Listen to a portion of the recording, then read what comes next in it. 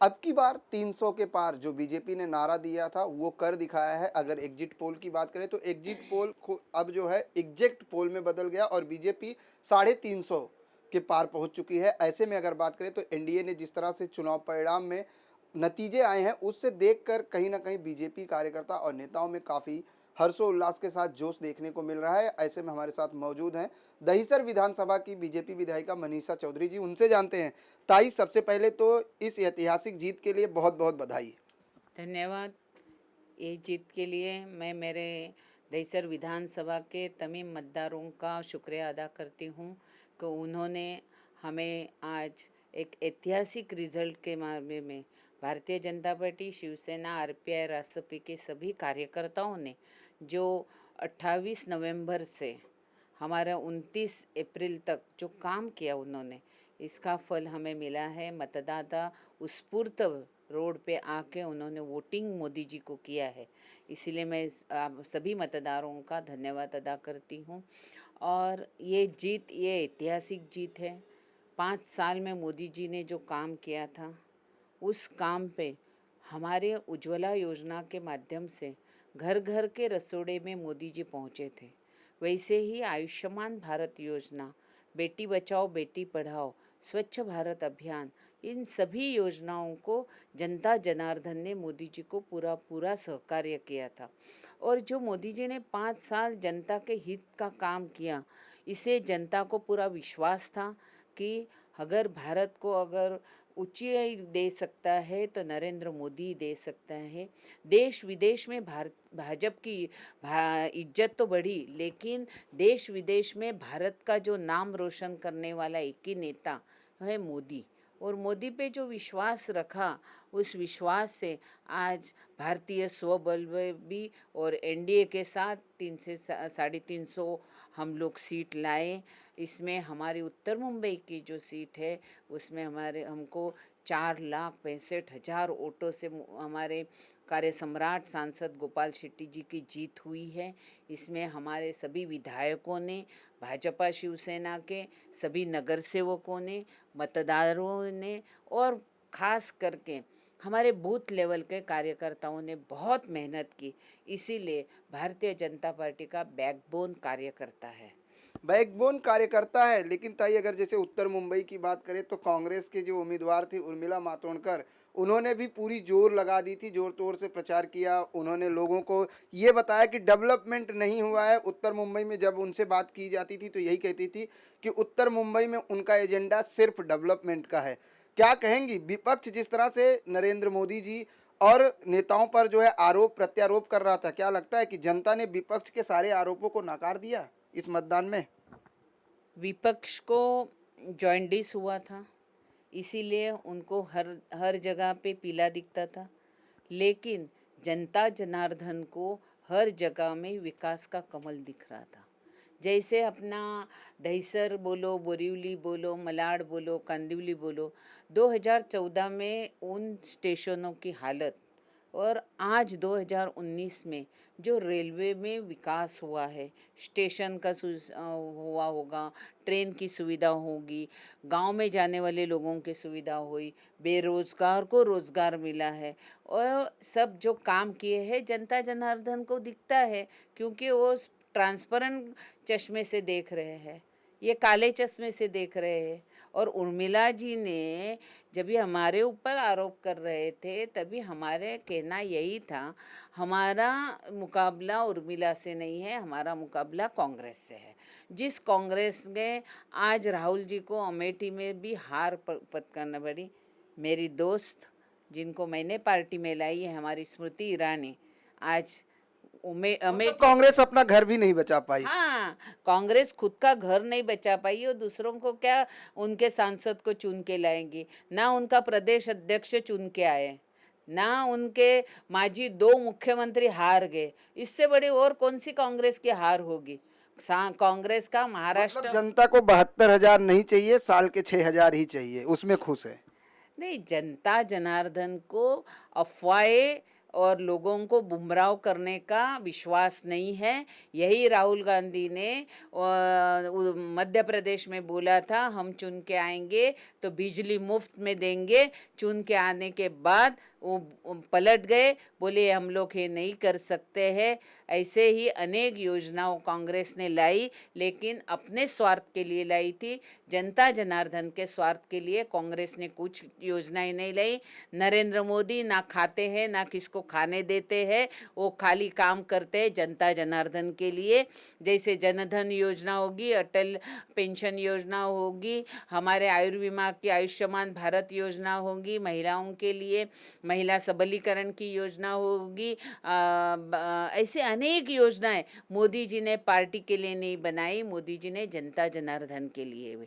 और वो उनका नारा, मतलब ये कहना चाहती हैं कि जो विकास है उसी के नाम पर जनता ने आज जो है एनडीए और बीजेपी को ये सफलता दी है, यही आपका कहना है। लेकिन जिस तरीके से अगर बात की जाए तो चुनावी मुद्दों की अगर हम बात करें तो उस दौरान जो है विपक्ष ने रोजगार का मुद्दा उठाया था, किसान कर्ज माफी का मुद्दा उठाया था, और जिस तरीके से ये कहा जाता था कि 15 लाख नहीं दिए गए, 15 लाख नहीं देने के बावजूद जनता ने इस तरह का प्रतिसाद कौन दिया। से 15 लाख? जो ये कहा जाता था चुनाव के दौरान जो वादे किए गए थे, काला धन वापस आएगा, हर गरीब के। आया ना।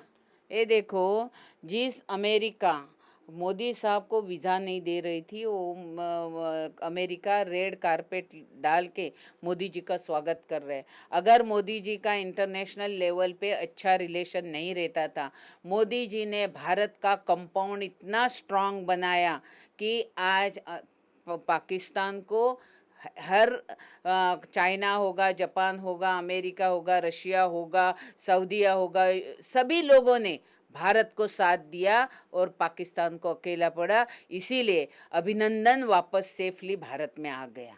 वो बोलते रोजगार नहीं दिया, आज मेट्रो का इतना चालू काम हो रहा है। इस मेट्रो में लगने वाली स्टील इंडस्ट्रीज़ में कितने लोगों को हमने जॉब दिया, उसमें लगने वाला सीमेंट को कितने लोगों को काम दिया, कंस्ट्रक्शन में कितने हजार लोगों को हमने रोजगार दिया। आप कैसे बोलते हैं कि विकास? हमारे राज में जब भी कांग्रेस का राज था, दिन में 1.5 किलोमीटर रोड बनती थी, सड़क बनती थी। हमारा राज आने के बाद 14.5 किलोमीटर का हमारा रोड बन रहा है। 14.5 किलोमीटर रोड बनने में कितने लोगों को आज हम लोग ने रोजगार दिया? हाँ, रोजगार हमने अगर काम नहीं किए थे तो जनता जनार्दन हमको वोट देती थी। बिल्कुल, जनता अरे जनार्दन मुंबई में आप ही मीडिया ने कांग्रेस को ऐसा ऊपर ऊपर लिया था, बहुत उर्मिला को ऊपर लेके गए थे, लेकिन वो बॉम्ब मीडिया वालों का भी बूम हो गया। वो बॉम्ब में से हवा निकल गई, बलून में से हवा निकल गई, खाली कीचड़ में से ही कमल हर जगह पे आ गया। और मैं अभी भी बोलती और पहले भी बोलती थी, अगर विकास की गंगा लानी होगी तो विकास की गंगा हाथ पे नहीं आती, विकास की गंगा हाथी पे नहीं आती, विकास की गंगा साइकिल पे नहीं आती, कि विकास की गंगा झाड़ू पे नहीं चलती। विकास की गंगा खाली कमल पे आती है और कमल ही देश का भविष्य है। ताई, एक सवाल ये कि जिस तरीके से आपने बीजेपी कार्यकर्ताओं नेताओं को शुभकामनाएं दी, लेकिन कांग्रेस और विपक्ष को किस तरह से सत्तावना देंगी, क्योंकि अब पूरी तरीके से एनडीए ने साफ कर दिया है। देखो, भारतीय जनता पार्टी की जीत ये एक दिन की जीत नहीं है। ये मोदी जी आने के पहले हर टाइम हमारे घर पे, हमारे दरवाजे पे कांग्रेस वाले फटाके फोड़ते थे, बराबर है। हमारे दरवाजे पे आके नाचते थे, ढोल बजाते थे। अभी हमारा राज आ गया है। हमने विकास के ऊपर हमने जो काम किए, इसके ऊपर जनता जनार्दन ने हमारे ऊपर भरोसा रखा है। और आज मैं इतना कहना चाहती हूँ कि हमारे दहिसर में आज 80,000 का लीड हमने दिया। ये हमारा काम बोलता है, ये हमारे नेताओं के ऊपर विश्वास बोलता है। क्योंकि विपक्ष को आपने कहा जॉन्डिस हो चुकी है, हाँ, तो उनके लिए दवाई भी तो लानी पड़ी, क्योंकि सरकार और सत्ता आपकी आ गई है। नहीं, विपक्ष को दवा देने की हमको क्या जरूरत है? विपक्ष को अमेठी नहीं बचा सकी तो और क्या बचाएंगे? ना नांदेड़ बचा सकी, ना सोलापुर बचा सकी, तो विपक्ष के पास क्या है? और राष्ट्रवादी ने अपना खुद का बेटा नहीं बचा सके, वो क्या करेंगे? विपक्ष का विरोधी पक्ष नेता ही हमारे पास आ गया। विपक्ष का दूसरा नेता हमारा अब तो आपके विपक्ष के लिए भी शायद नई पार्टियां बची हैं। अरे विपक्ष का नेता बनने के लिए भी उनके बहुमत नहीं है, तो क्या करेंगे? और हमारे देवेंद्र जी ने इतना काम किया है सभी पार्टियों ने। जब भी देवेंद्र जी ने खेडूतों के लिए, बलिराजा के लिए काम किया, तभी हमने कभी नहीं देखा कि भाई ये कांग्रेस वाला है, राष्ट्रवादी वाला है। जो आएगा वो हमारा, इसीलिए जनता जनार्दन ने हमको साथ दिया है। चलिए, अब लोकसभा के बाद विधानसभा की बारी है, क्योंकि हाल ही में अब 4 ही महीने बचे हैं विधानसभा को लेकर। विधानसभा को लेकर किस तरह से तैयारी है मनीषा चौधरी की? देखो, हमारी तैयारी, हम रूट से काम करते, जमीन से जुड़े हुए कार्यकर्ता भारतीय जनता पार्टी के। आज मेरे विधानसभा में 293 बूथ है। ये 293 बूथ में सभी बूथ प्रमुख की तैयारी है, पन्ना प्रमुख की तैयारी है। हर बूथ पे मिनिमम 25 से 40 कार्यकर्ता मेरे पास है। तो मेरे पास 10,000 कार्यकर्ताओं की मेरी फली है।